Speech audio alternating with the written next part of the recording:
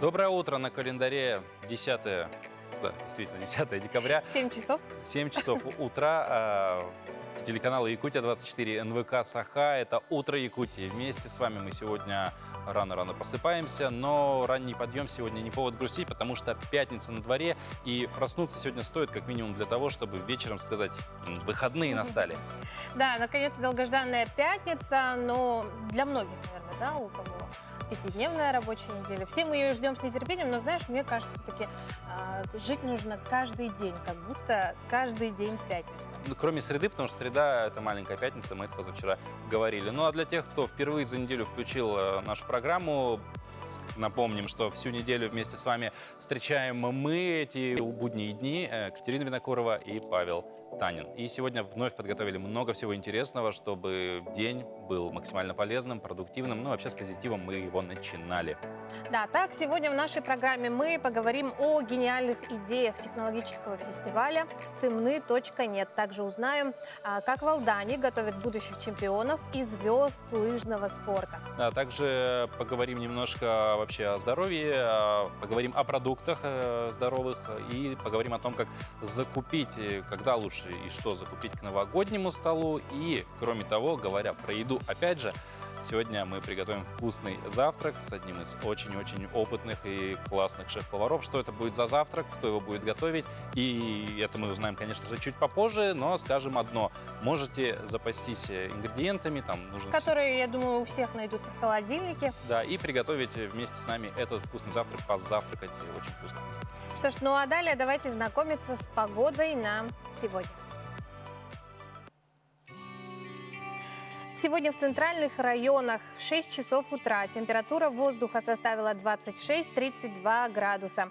В заречной группе 27-25, в южных 20-24, в Вилюйской группе до 18-19 градусов мороза, в Нижнеленских до 27, в западных 19-26, в Колымы-Дегюрских 35, в Устнере до 50 сегодня утром, а в Янских минус 40-44, на северо-западе 22-30 градусов мороза, а в Аймеконе сегодня 46, в Верхоянске 43 градуса мороза зафиксировано этим утром.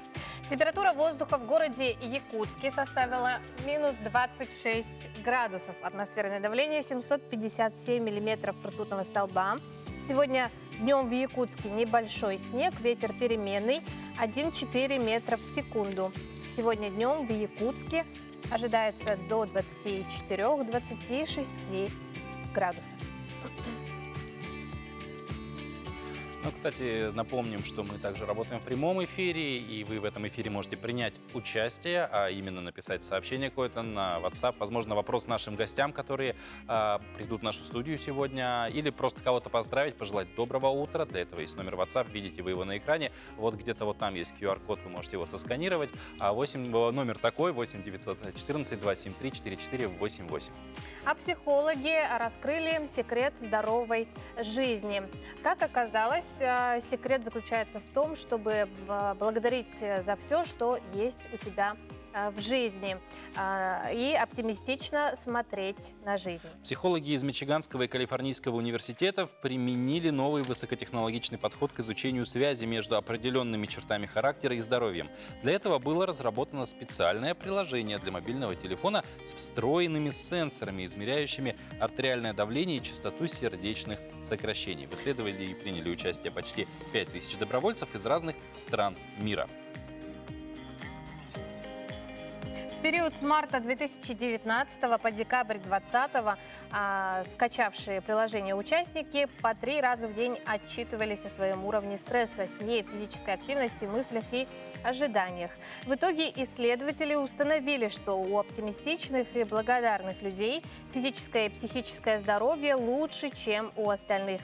У них ниже кровяное давление и частота сердцебиения, а также высшее качество сна и уровень физической активности. Они испытывают меньше стресса, более позитивные ожидания от жизни и восприятие происходящего. Также они больше ценят окружающих себя людей. Исследователи из университета Цукуба в Японии нашли, может быть, не секрет счастья, но, тем не менее, секрет того, как повысить себе настроение. Оказывается, для этого, не поверите, хватает буквально 10-минутной пробежки. Можно с уверенностью сказать, что тренеры из Алдана воспитывают немало позитивных и очень умных ребят. Да, они еще также готовят будущих чемпионов. Сезон лыжных гонок он уже начался в самом разгаре. Соревнования проходят. И чтобы бороться за первенство команд, конечно же, нужно усердно тренироваться. И вот все-таки, как же зажигаются звезды лыжного спорта? Давайте узнаем. В спортзале лыжной базы «Снежинка» очередная тренировка. При выполнении комплекса упражнений работают все группы мышц. Тренировки у юных спортсменов проходят несколько раз в неделю, и к напряженному режиму будущие чемпионы лыжного спорта привыкли. Я очень давно занимаюсь спортом, с 6 лет. Сначала на фигурном катании, потом легкая атлетика, потом хоккей, но потом пошла на лыжи, и мне очень понравилось. Родители немного занимались, и решила просто попробовать. И как-то все вот так вот пошло. Заместитель директора «Снежинки» и по совместительству тренер Ирина Вячеславовна – потомственная лыжница. Ее родители – действующие спортсмены и известные в Алдане тренеры Анна и Вячеслав Пономаренко. Лыжный спорт – это образ жизни семьи. Дочь пошла по стопам мамы и папы, едва научившись ходить. У меня выбора не было, у меня родители тренера, это такой хороший у меня пример, и как вот привели меня в спорт, и теперь хочется тоже продолжить их дело, поэтому мы этим прям, можно сказать, болеем, живем. Вообще у нас история в семье спортивная очень-очень издавна идет. Еще Ирина бабушка занималась велоспортом, мастер спорта в этом виде спорта. Она у нас еще имеет кандидат в мастера спорта по лыжам. Со стороны папы Иринова тоже бабушка занималась лыжами, тоже разрядница. После разминки в спортзале группа продолжает тренировку на трассе. В общей копилке команды немало завоеваний и побед. А стартовавший сезон зимних видов спорта готовит ребятам немало новых испытаний. Да, есть уже подающие надежды, есть уже действующие чемпионы республики. Сейчас у нас ребята находятся на выезде в городе Сыктывкаре с Вячеславом Леонидовичем, и мы держим за них кулачки. Я считаю, что Анна Юрьевна и Ирина Вячеславовна, наши тренера, самые лучшие, самые добрые. Стоит отметить, что в юности Ирина не связывала профессиональное будущее с тренерской работой. Освоив экономические премудрости, она собиралась оставаться в лыжном спорте, как говорится, для себя. Однако призвание оказалось сильнее. Посидела в офисе, поняла, что это не мое, потому что это очень тяжело, когда ты всю жизнь двигался, потом сел на попу и легкое удивление. И посидев так, поработав, поняла, что все-таки тянет в Алдан, тянет домой, тянет именно в лыжи, потому что работа с детьми – это, конечно, такой мотор, двигатель, это всегда заставляет тебя двигаться и соответствовать ребятам, которые занимаются. Спортивно-педагогическую деятельность Ирина нашла увлекательной и очень интересной. С детишками у тренера полное взаимопонимание. А успехами воспитанников Ирина Вячеславовна гордится. Обычно говорят, что тренера учат детей. На самом деле мы очень многое набираемся сами от наших воспитанников, потому что они нас тоже учат и заставляют смотреть всегда вперед. Время вносит свои коррективы и в разговорный жанр, так скажем, и в спортивные какие-то вещи. Мы за ними стараемся не отставать, и поэтому нам тоже в силу своей профессии приходится за ними успевать все делать. Передавая практическое мастерство, наставники постоянно поддерживают в воспитанниках мотивацию к достижению целей и уверенность в своих силах. Звездочки лыжного спорта, педагоги «Снежинки», говорит Ирина, зажигают вместе. И успехи юных лыжников становятся наградами для всех тренеров. Татьяна Вахнина, Георгий Баранов, Александр Лукин, Алдан. Как мы уже говорили сегодня, говорили, все знают, сегодня 10 декабря на календаре, и это, между прочим, один из ключевых дней в общественной и интеллектуальной жизни Швеции, Норвегии, да и, в принципе, всего мира. Сегодня Нобелевский день, а значит, сегодня будет вручаться Нобелевская премия. Да, и проходит она ежегодно. Премия присуждается за выдающиеся научные исследования, революционные изобретения и крупный вклад в культуру и развитие общества. Основателем премии был Альфред Нобель. Это очень выдающийся химик, на счету которого невероятное количество, больше 300, 355, если не ошибаюсь, открытий, разных изобретений, но самое главное, по которому его знают все, это, конечно же, динамит. Динамит. А о том, какие еще сегодня даты можно отметить, расскажет наша рубрика. На календаре 10 декабря. Сегодня отмечают День прав человека, День создания службы связи МВД России, Международный день прав животных, Всемирный день футбола, День Нобеля, День сидения на окне. По народному календарю этот праздник назван в честь чудотворной иконы Божьей Матери Знамение. Наши предки считали этот день особенным и верили, что небеса посылают знаки судьбы. Они наблюдали за погодой, звездным небом, поведением животных, пытаясь рассмотреть предсказания на будущее. На восходе солнца люди выходили на улицу и вставали лицом к северному ветру. Считалось, что он унесет беды и несчастья. Также в этот день чтили память святого Романа, которому женщины молились об избавлении от бесплодия. Ярко-красная заря в этот праздник является предвестником сильного ветра. События в этот день. Петром I учреждена первая и высшая награда России – Императорский орден святого апостола Андрея Первозванного. В Лондоне приказом Георга III основана Королевская академия художеств. Указом Николая I в Санкт-Петербурге основан Технологический институт. Луи Наполеон Бонапарт избран первым президентом Французской республики. В этот день Федор Тютчев написал свое стихотворение «Умом Россию не понять». В СССР образованы Ханты-Мансийский и Эвенкийский автономные округа. Создана служба связи МВД СССР. В этот день Иосифу Бродскому присудили Нобелевскую премию по литературе. В этот день родились Александр Брюлов, русский архитектор, художник. Августа Ада Кинг, английская графиня, математик, первая женщина-программист. Николай Некрасов, русский поэт, писатель и публицист. Нелли Закс, немецкая поэтесса, нобелевский лауреат. Михаил Румянцев, советский артист цирка, клоун, актер, народный артист СССР. Сидни Фокс, американская актриса. Анатолий Тарасов, советский хоккейный и футбольный тренер, заслуженный мастер спорта СССР. Именины сегодня отмечают Ян, Яков, Федор, Теодор, Сергей, Серафим, Роман, Николай, Иван, Дмитрий, Демьян, Гавриил, Всеволод, Вальдемар, Владимир, Василий, Борис, Андрей, Алексей, Фёкла.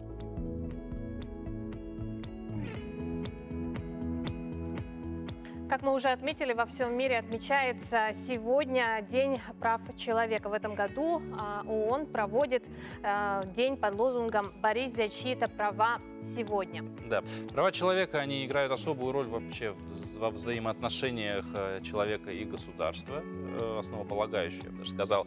И к ним относятся как основные права, это включая право на жизнь, так и права, которые делают нашу жизнь достойной, включая право на питание, образование, труд, здоровье и свободу.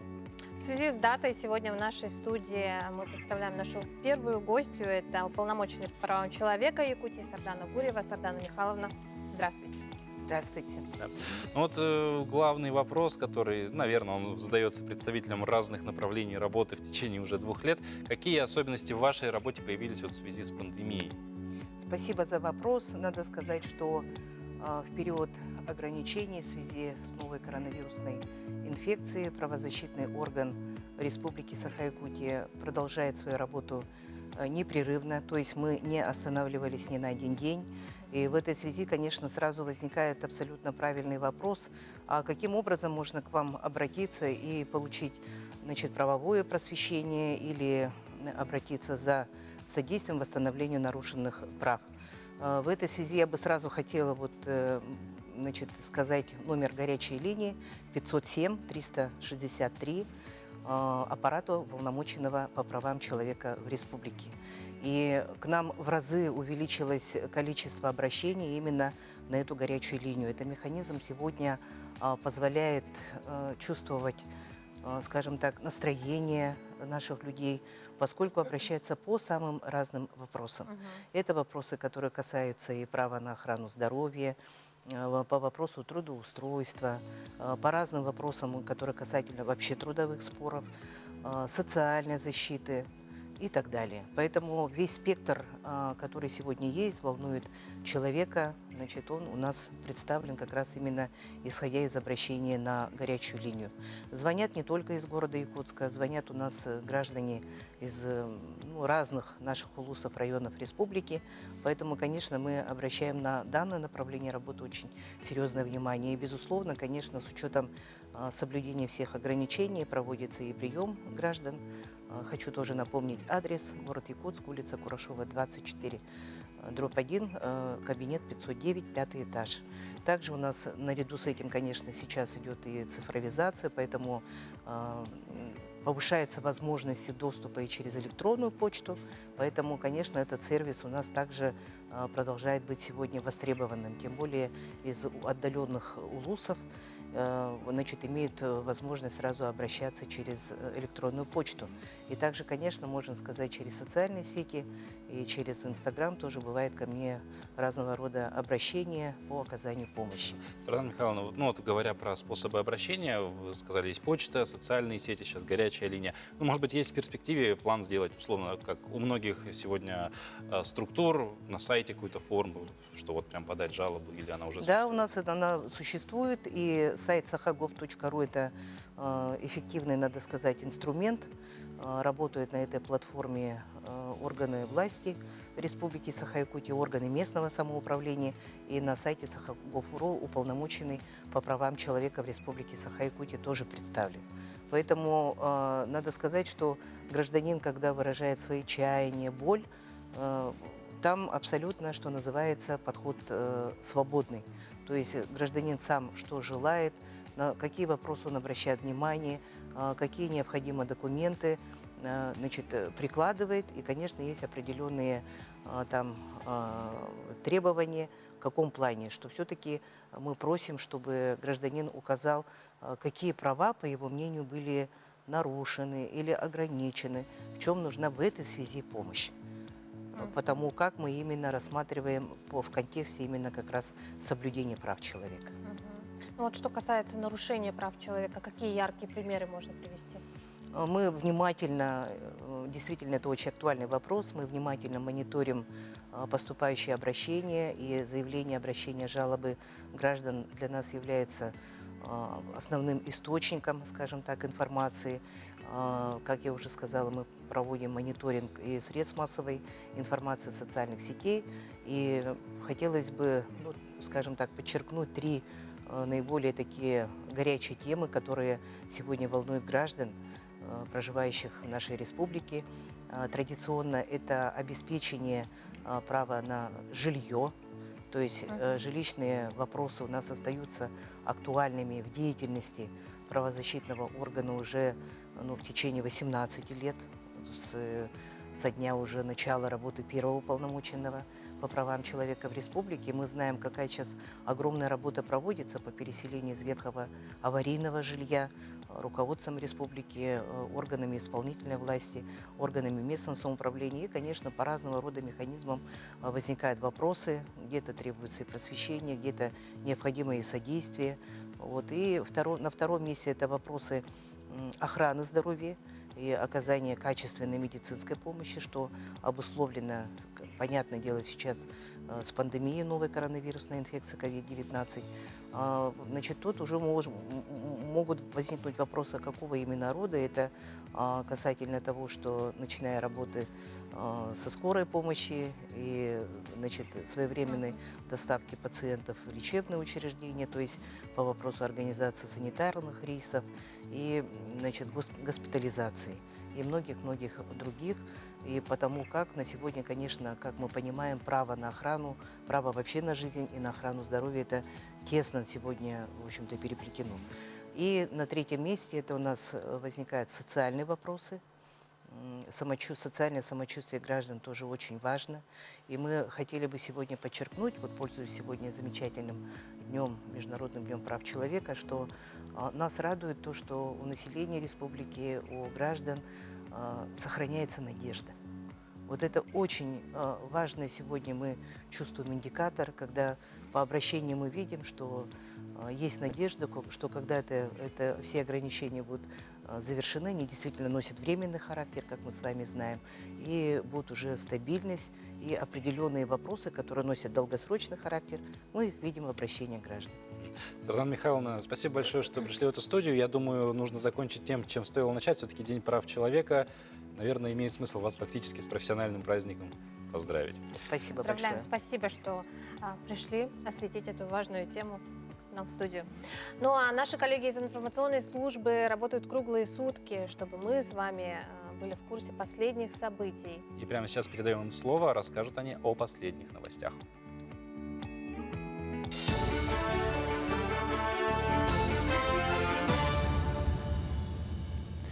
Это утренний блок новостей на Якутии-24. С вами Влад Давыдов. 9 взлетно-посадочных полос обновят в аэропортах республики до 2024 года. В этом году сданы 4 полосы, причем работы по реконструкции аэропортов Якутска и Нерюнгри завершили в рекордно короткие сроки.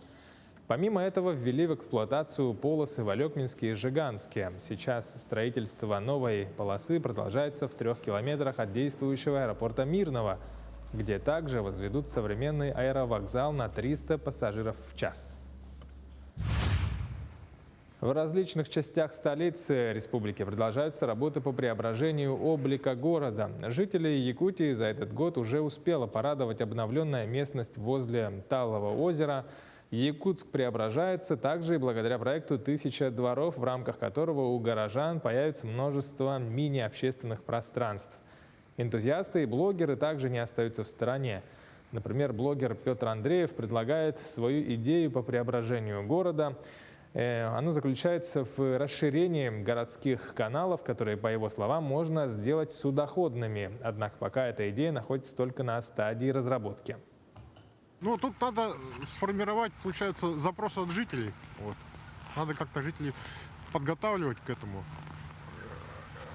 В среднем раз в 5 лет эта тема поднимается в том или ином виде, но что-то все глохнет. Вот. Но я дал именно вот визуализацию того, как этот канал мог бы существовать и как бы он мог выглядеть. В Якутске торжественно наградили добровольцев республики. Мероприятие посвятили Всемирному дню добровольца. Так, 16 волонтеров ресурсного центра добровольчества получили благодарственные письма президента России и главы Якутии. На сегодняшний день в республике насчитывается более 2500 волонтеров и 4 волонтерских направления. Это волонтеры-медики, культуры, победы и добровольческое движение под названием «Мы вместе».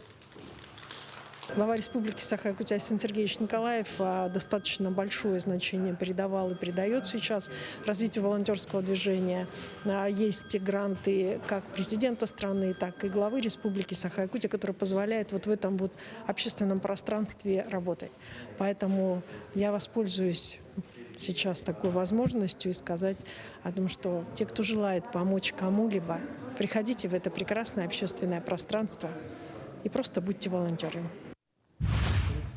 Документальный фильм, посвященный жизни и подвигу прославленного якутского воина Федора Попова, презентовали в Якутске. Он одним из первых в полку переправился через реку Днепр. В рукопашной схватке в траншее врага уничтожил до 50 солдат и офицеров противника и удерживал плацдарм до переправы основных сил. Звание Героя Советского Союза Федору Попову, первому из якутян, было присвоено указом Президиума Верховного Совета Советского Союза. Герои фильма Федор Попов, родственники и земляки Мегнахенгаласского района, рассказывают о событиях, происходивших 3 октября 1943 года на реке Днепр. Фильм посвящен именно самому геройству нашего прославленного ветерана, к его подвигу.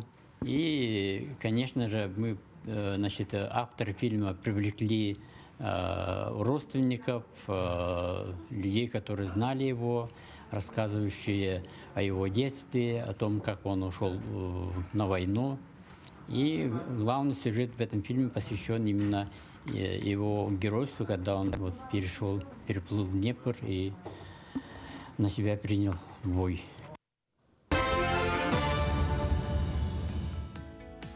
Что ж, мы очень хорошо, я думаю, и очень позитивно поговорили о правах человека чуть ранее. Но у меня остался вопрос, а кто защитит права снегурочек, особенно алданских? Алданской снегурочки, да. Неожиданное Знаменитый. продолжение получила эта история. Мы уже рассказывали о том, как в социальных сетях обсуждали снежную фигуру Снегурочки на площади Дворца культуры. Вернее, ее лицо, которое больше было похоже на ровесницу Деда Мороза. По многочисленным просьбам в социальных сетях за ночь ее лицо преобразилось, что тоже вызвало шквал обсуждения. Да, и похвалу в сторону мастеров макияжа. Но в ночь на четверг неизвестные, поверите, нет, сломали снежную фигуру. Это запечатлела камера видеонаблюдения, которую вы сейчас также можете видеть на экране. И запись этого выложили в соцсети. Собственно, человек вот взял, оторвал руку. В комментариях пишут, что это стоило ожидать. И цитирую дальше. Сначала постебали, потом посмеялись, потом совсем убрали. Привлеките таких же молодых, создавать они рушить не будут, написали алданцы. Но нашлись и защитники. Они пишут, что молодой человек не специально сломал, а просто хотел залезть на фигуру. В итоге история оказалась не совсем скандальной и вандальной. Как нам сообщили в администрации Алданского района, уже планировали направить заявление в полицию, как молодой человек сам же и объявился. Да, он извинился, сказал, что это вышло случайно, извинялся, что интересно, в комментариях под опубликованным видео, и обещал восстановить снежную фигуру. Но от справедливости ради замечу, если посмотреть видео, отчетливо видно, что действительно пытался человек залезть на фигуру, рука обломилась. Единственный вопрос, ну она же снежная, не ледовая, и это видно. Зачем на что он рассчитывал. Зачем надо было это делать? Но говоря про восстановление этой фигуры, как бы обещать обещал, но, как сообщают наши корреспонденты из Алдана, пока бедная символица Нового года стоит без руки.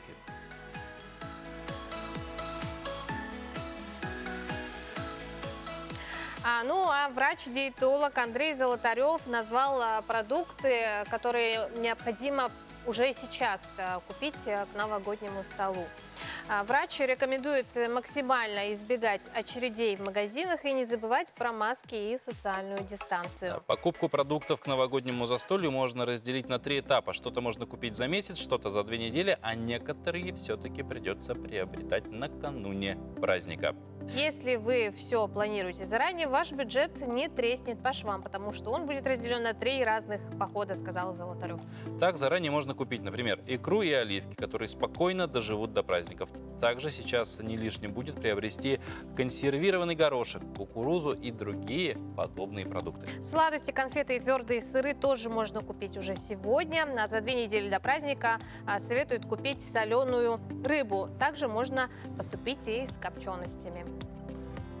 Вот ты уже купил что-то? Что-то в своей жизни я уже купил, но не к Новому году. На самом деле, для меня стол новогодний — это достаточно вторая такая уже история. Главное — это всем купить подарки. Я очень всегда пытаюсь ответственно подойти к этому делу, в самую суть ударить, чтобы приятно было моим близким. Кстати, наша программа тоже очень любит дарить подарки. Так, мы объявляем конкурс на лучшее новогоднее оформление по 3 номинациям. Следующим: лучшее оформление частного двора, лучшее оформление многоквартирного дома и подъезда многоквартирного дома. Да, мы будем оценивать оригинальность идеи, художественную выразительность, использование технологий светового и иллюминационного оформления, а также наличие, самое главное, новогодней атрибутики, новогодней и рождественской. Ваши фото и видео мы ждем до 22 декабря. Их нужно отправить на почту utroyakutia@mail.ru с указанием автора и местоположения дома. Обязательно. Да, и уже 24 декабря, это совсем скоро, мы объявим имена победителей, которые получат ценные призы. Подарки, да, назовем призы. это по-новогоднему подарки. Вот. Поэтому давайте создадим новогоднее настроение вместе с программой «Утро Якутии». Ну, продолжая тему подарков, наверное, многие девушки, женщины любят получать в подарки духи. Да, ну вообще парфюм не только женская прерогатива, я бы сказал, мужчины некоторые тоже не прочь получить такой презент. Так, парфюмерный бренд из Калининграда создает ароматы, вдохновленные важными для города историческими личностями, туристическими местами и традиционной едой. Да, и основатель этого бренда немножко рассказал о секретах производства. Идея 1339 парфюм заключалась в отражении локальной аутентичности региона, поэтому и появилось название бренда. Пришла идея о том, что нужно делать свой парфюмерный бренд российский. В России вообще с парфюмерными брендами не так, чтобы супер хорошо по сравнению с Европой. И идея изначально была о том, что нужно отражать аутентичность какую-то локальную. Поэтому и название такое. 1339 – это 1339 год, год основания Кёнигсбергского порта. Почему порт? Потому что у нас история области специфическая. И, на наш взгляд, порт – это то, что объединяет кёнигсбергскую историю с калининградской историей. И первые запахи, которые мы начали делать, связанные с геобрендингом, можно так это назвать, это, конечно, запахи Калининградской области. Изначально команда занималась и до сих пор занимается подборкой индивидуальных ароматов для магазинов, производств и людей. Со временем бренд начал выпускать коллекцию ароматов, вдохновленных запахами родного города. На данный момент 6 запахов. Это порт, это отдельный естественный янтарь, хотим мы этого или нет. Это Амалинау, ну или там старый город. Это Куршская коса, море. Ну, Куршская коса и море как будто бы про одно и то же, но есть особенности. Это запах Ловиса Каринта совместно с Музеем изобразительных искусств и его жены Шарлотты, кстати. Секретами создания ароматов поделилась парфюмер бренда Анастасия Жучкова. По словам девушки, первым шагом является опрос целевой аудитории компании об ассоциациях с определенными местами или образами. Мы общаемся с нашей целевой аудиторией, мы спрашиваем людей о том, как вы думаете, чем это пахнет, как, на ваш взгляд, например, пахнет старый город. Мы их спрашиваем, они отвечают, потом я под это подбираю определенные ноты, определенные их сочетания, каким образом можно передавать те или иные запахи. То есть, к примеру, люди отвечают, что старый город пахнет как брусчатка. И я понимаю, что вот эффект брусчатки в аромате можно создать с помощью вот таких-то, таких-то компонентов. Девушка отметила, что процесс смешивания ароматов для создания определенных парфюмерных образов порой очень непредсказуем. Так, например, чтобы придать рыбный оттенок композиции порт, Анастасия использует арбузный запах, немного изменяя его с помощью других компонентов. Да, запах Куршской косы, наверное, наш самый любимый, потому что была идея сделать аромат моря на Куршской косе. Это должен быть такой запах холодного моря, но при этом не море бассейна Северного Ледовитого океана, да, не такой холодный, при этом с характерными хвойными нотками, смолистыми нотками, мховыми, песочными, солеными. И вот такое переплетение, когда ты в солнечный летний день приезжаешь на Куршскую косу и гуляешь по берегу моря, вот ассоциация была такая. Перед брендом никогда не стояла задача полностью передать запах определенного места. Таким образом, цель проекта заключается в создании композиций, которые могли бы создать атмосферу и образ предмета или места, в то же время оставаясь носибельными для покупателей. Впереди у бренда большие планы. И в процессе естественным образом пришло понимание, что это нужно делать и на федеральном уровне. Поэтому мы сделали проект «Федеральные запахи России», целью которого является вот брендирование запахом регионов России. На данный момент общаемся с министром туризма Амурской области. Запах Амурской области будем делать, либо линейку даже сразу, потому что понятно, что одного запаха мало. Точно будет Якутск и точно Ямал. Вот, а дальше по списку уже в следующем году. В данный момент этот проект находится на стадии разработки, но у Игоря и его команды уже есть источники вдохновения, идеи новых ароматов и площадки для их создания. Ну что ж, говоря про исторические места Калининграда, хочется, конечно, вспомнить и вообще развитие духовное, а именно посещение каких-то музеев и так далее. Вот какие музеи, какие выставки можно посетить в эти выходные, расскажет наша рубрика «Музейный гид». В Олонхо человек описывается как первый житель Земли. Человек, который должен устроить в среднем мире изобильную мирную жизнь. Но злые чудовища Абага противоборствуют ему. И кто? Кто же освободит срединный мир от злых нападок жителей Нижнего мира. И это самый главный, ключевой персонаж якутского эпоса Олонхо – богатырь. А на картине Тимофея Степанова это богатырь Нюргун Ботур Стремительный. Это человек очень сильный, очень смелый, очень храбрый. И он послан с богами Верхнего мира на землю, чтобы освободить жителей Среднего мира от злых нападок Абага. В эпосе Олонхо внешний облик персонажа раскрывает его душу, его суть. Нюргун Ботур предстает в образе красивого, высокого, сильного, статного персонажа. И это говорит о том, что его суть – это добро, это сила, это гуманность. Тимофей Степанов изобразил персонаж Нюргун Ботур Стремительный в тот момент, когда он спустился в Нижний мир. Посмотрите, картина окрашена в мрачные, темные тона. Мы не видим ни голубого неба, ни зеленой травы, ни тучных стад.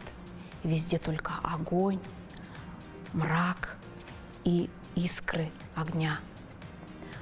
И всадник на богатырском коне копьем попирает чудовище. Что же это за персонаж? Это персонажи жителей Нижнего мира Абага. А поскольку внешний облик передает, как мы уже говорили, суть персонажа, то облик жителя Нижнего мира – это, конечно, безобразное, страшное существо.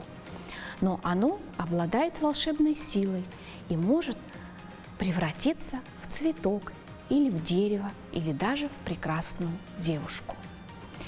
Персонаж богатыря в Олонхо является ключевым и самым ярким, интересным героем. Вот такова картина художника Тимофея Степанова «Нюргун Ботур Стремительный». Доброе утро!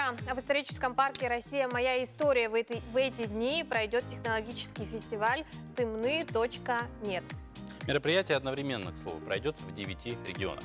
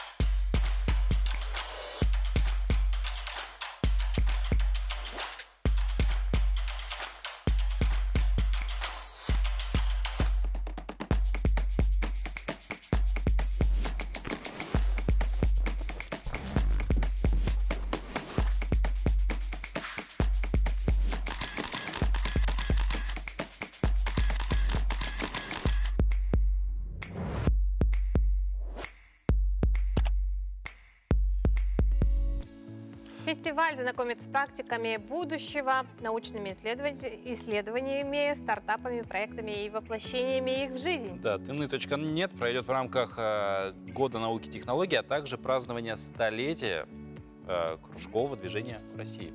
О фестивале нам подробно расскажет сегодня директор Республиканского ресурсного центра «Юные якутяне» Варвара Васильева. И Михаил Михайлович Чиросов, председатель общественного совета при Министерстве образования Республики Саха-Якутия. Доброе утро. Доброе утро. Во-первых, так назревает, наверное, вопрос от названия, да, «Тымны.нет». Что он означает? Впервые он проходит, до этого мы еще не слышали. Да, он впервые проходит. Немножко расскажу историю. Буквально сели мы летом и начали генерить, как можно назвать фестиваль. Фестиваль должен быть технологический, причем должны быть идеи прорывные. И здесь мы очень много слов перебрали. Но потом остановились, что, оказывается, наша основная такая изюминка – это холод. И мы его переначали на якутский язык. И в таком якутском языке, он в якутском варианте так и пошел, и защиту мы так и прошли. Тымны.нет. Тымны – это холод. Это... Мы решили, что это не холодно где, где холод находится, да, а именно из холода можно еще и сделать возможности. Почему? Потому что как раз-таки холод это и может быть тепло, и горячо, и даже то, что вот мы говорим, это технологии, которые мы хотим развивать в наших детях. А вот приписка .net. На английском. Вот здесь на английском это вообще общепринятое название всех наших сфер. Причем современные разработки, современные технологии должны быть в традиционных сферах. И неты как раз-таки это позиционируют. И у нас, например, уже сильно развивается это HealthNet, например, скажем, да, например, Сайберия, например, да, за 15 секунд можно узнать, какой у нас диагноз, например, да, они ставят. То есть это все связано с теми новыми разработками, которые есть в традиционных сферах. Обсудили название, а вот про сам фестиваль расскажите, кто может участвовать в нем и, собственно, что ожидает участников? Фестиваль у нас идет 6+. Мы подумали, что он как раз может подойти и детям, и взрослым. Он бесконечно может идти в возрастной категории, поэтому он для всех. Туда могут прийти к нам на исторический парк «Россия. Моя история» с QR-кодами все взрослые. Есть такое посещение, да. А дети у нас могут подключиться дистанционно и принять участие. Дается более 50 мастер-классов, 50 блогеров у нас будет 9 площадок и 7 треков. Угу. Какие-то интересные проекты ожидаются? Конечно, да. Все у нас посетители будут получать такие подарочки, и все блогеры, которые будут давать мастер-классы, тоже получают такие подарки. Это вот такие кружечки, стаканчики и бутылочки. Есть вот такие футболки и масочки. Мы подумали, что как раз-таки это очень актуально, когда санэпидситуация не очень хорошая, да. Ну, а мастер-класс у нас очень интересный в том плане, что есть даже, вот, например, скажите, пожалуйста, кто у нас является пандой Саха? Вот, вы не знаете. А это Вячеслав Романов, который как раз-таки расскажет, как сделать вообще семейный видеоблог и еще его раскрутить. Например, скажем, да, про Сайберию я же сказала. Антон Ломакин расскажет про то, как с 15 секунд можно поставить диагноз. Также у нас еще есть дети, которые расскажут про то, как можно использовать летательный аппарат для того, чтобы изучать вообще нашу природу и, конечно же, многолетнюю мерзлоту. Например, это будет Альберт Попов, ученик Чароптинской СОЖ. Вот мы также видим, показывали подарки, да, для участников фестиваля, видим экологическую, я называю ее экологическая сумка, да, пришла на смену советским авоськам, возможно, многоразовая, да, сегодня такая эко-френдли тема. Михаил Михайлович, как можно принять участие в фестивале? Есть уже специальный сайт, его сделали специально для этого, mny.net, и есть регистрация общефедеральная. И вообще любой желающий может зарегистрироваться. Сейчас уже больше 2000. Это, в принципе, неплохая такая цифра, потому что, по сути, и другие города, даже миллионники, они имеют порой меньше. Это только вот технологическое движение, кружковое движение, НТИ, они как бы популяризируют НТИ в целом. Поэтому потихонечку это все дело пойдет, я думаю. Михаил Михайлович, к сожалению, должны прерваться буквально на минутку. Вернемся, продолжим наш разговор. Оставайтесь с нами.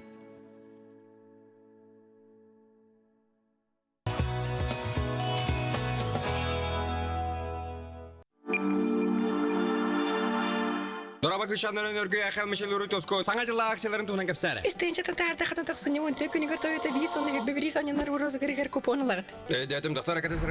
Алло, на. Таңасы да репет. Он мунун баны брифейм бо бадак. Тәтемтән алам биле интаңнар бадым дедүгүндә. В торговом доме СРБК супер новогодние скидки до минус 50%. Спешите купить шикарную греческую шубу и стильные пуховики. С любовью, СРБК. Поспешите подготовить свой дом к Новому году вместе с Ростор. Все самое лучшее и необходимое вы найдете в торгово-выставочном центре «Вектор». Широкий ассортимент, доступные цены и отличное качество самых различных товаров и услуг. Зачем искать что-то лучшее? Торговый центр «Вектор». Правильное направление. Устали от вируса гриппа и простуды? Рециркуляторы бактерицидные, защитные блокаторы, пульсоксиметры, бесконтактные термометры, медицинские маски.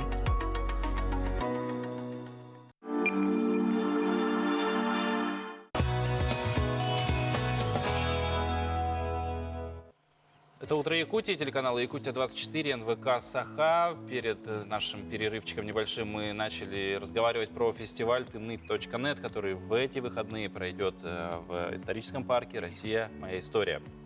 Михаил Михайлович, вы упомянули про новые технологические Национальная технологическая инициатива, это вот, ну, Россия решила выбрать направление, которое она может сделать прорыв и даже опередить многие страны.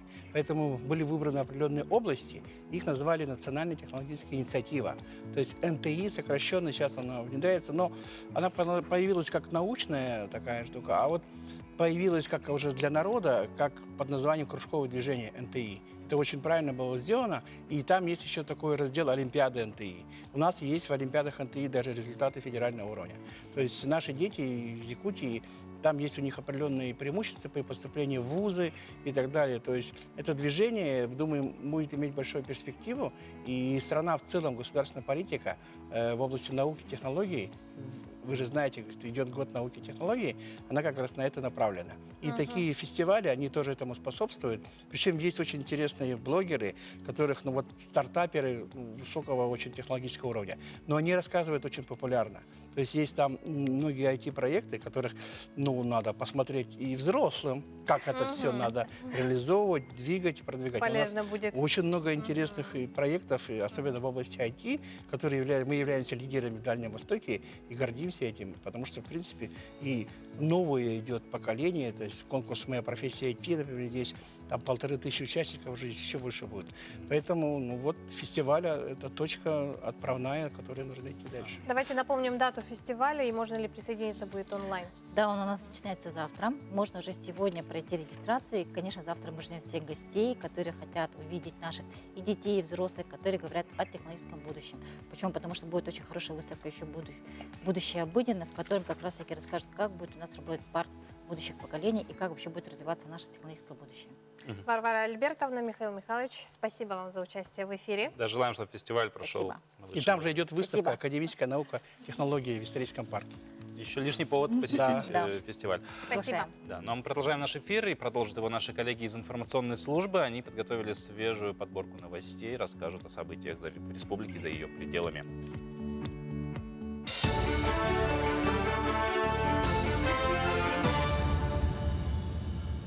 Утренний блок новостей на Якутии-24. С вами Влад Давыдов. В Якутии завершили реализацию федерального проекта под названием «Информационная инфраструктура» нацпрограммы «Цифровая экономика России». Провели скоростные линии связи и подключили к интернету 1385 социально значимых объектов в селах. Как отметил министр инноваций Анатолий Семенов, подключение к интернету способствует развитию связи в отдаленных и малых населенных пунктах Якутии. Дисциплинарные взыскания ждут ответственных лиц 4 районов, которые не получили паспорта готовности к отопительному сезону. Это представители администрации и профильных комитетов Анабарского, Горного, Татинского и Оленёкского улусов. Накануне об этом на профильном оперативном штабе заявил первый зампред Дмитрий Садовников. Также главам районов вице-премьер поручил усилить работу с гражданами в части предупреждения и разъяснения пользования резервными источниками тепла. Сегодня проходят служебные проверки в части привлечения к дисциплинарному взысканию работников ГУПа ЖКХ и Министерства жилищно-коммунального хозяйства. При этом мы всегда с этой задачей справлялись. Зима для Якутии, она суровая, и в этом плане, конечно, внимание к прохождению отопительного сезона она должна быть должным образом во внимании не только надзорных органов, но и правительства и Министерства жилищно-коммунального хозяйства. В сегодняшнем штабе мы рассмотрели вопросы энергетиков, вопросы и нарекания имеем мы и в адрес поставщиков электроэнергетики, в частности Якутэнерго. Сегодня, к сожалению, аварийных ситуаций больше, чем аналогичный период прошлого года. И здесь мы очередной раз потребовали, чтобы энергетики, как говорится, с этой проблемой справлялись. Якутская мать-героиня Айталина Максимова родила 14-го ребенка. Новорожденную назвали Миланой. Теперь в семье 8 мальчиков и 6 девочек. Старшей дочери 22 года, а младшей всего 1. Родом многодетная мать из Сунтарского района, но живут Сергей и Айталина в Сырдахе. Малышей в детсад семья не отдала, считают, что домашнее воспитание лучше. Старшие дети присматривают за младшими. Сейчас мама с ребенком еще находится в перинатальном центре, а уже завтра ее ждет выписка. У нас 8 мальчиков, 6 девочек. Очень богатая семья у нас. Дети тоже все учатся, хорошо учатся. Дети в шоке сначала. Опять будем рожать, там мама. В Якутском медколледже в этом году начали реализовывать федеральный проект «Содействие занятости» нацпроекта «Демография». Так, в колледже проводят бесплатное обучение по 3 направлениям: медицина, социальный уход, эстетическая косметология, лабораторный и медицинский анализ. В настоящее время студенты и слушатели сдают демонстрационный экзамен по стандартам WorldSkills. По словам экспертов, данная форма испытаний лучше традиционной, ведь выпускники наглядно демонстрируют свои знания и уровень мастерства. Категория обучающихся – это предпенсионеры, пенсионеры старше 50 лет, мамы, сидящие по уходу за ребенком до 3 лет, мамы, не состоящие в трудовых соотношениях, соглашениях, имеющие детей до 7 лет.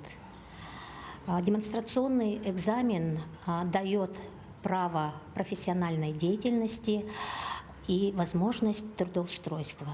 Также, по желанию, наши слушатели, обучающиеся, могут работать индивидуально. Удачного вам дня. Далее слово коллегам.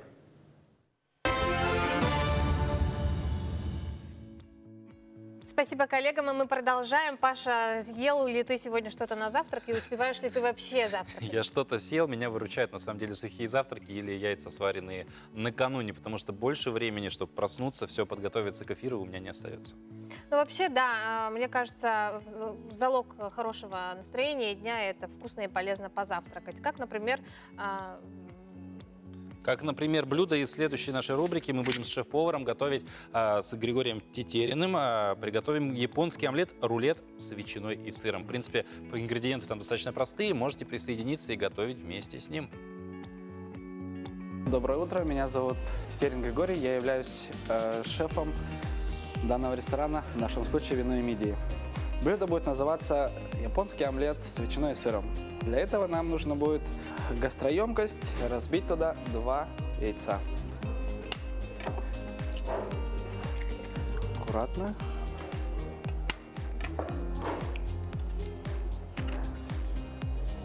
Добавляем соль, щепотку, ложку столовую уксуса рисового,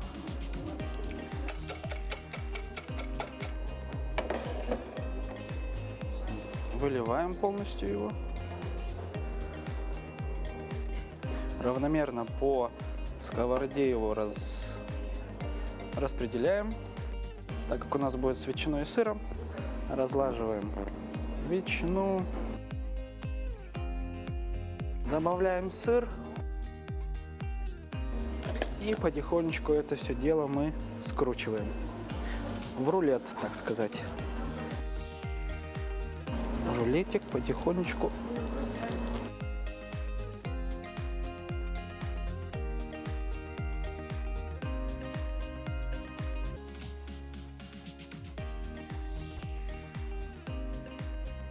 Все выкладываем.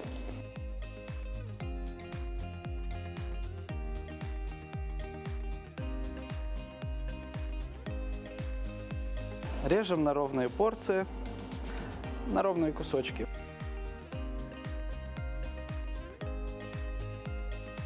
Украшаем его помидорчиком, огурчиком. Все, в принципе, блюдо готово. Что ж, очень вкусно. Обязательно попробую на следующей неделе это все приготовить. Тем временем нам пришло поздравление на наш WhatsApp. Мы его спешим прочитать. Дорогого любимого мужа, отца, дедушку Захарова Василия Николаевича, заслуженного горняка Республики Саха-Якутия, почетного горняка России. От всей души поздравляем с днем рождения. Желаем здоровья, счастья, благополучия. Спасибо тебе за заботу о нас, дорогой наш человек. Мы тебя очень любим. Жена, сын, внуки Дима, Даяна, Вова. На этом наша программа подходит к концу. Желаем вам незабываемых, хороших выходных. До встречи в понедельник в программе «Утро Якутии».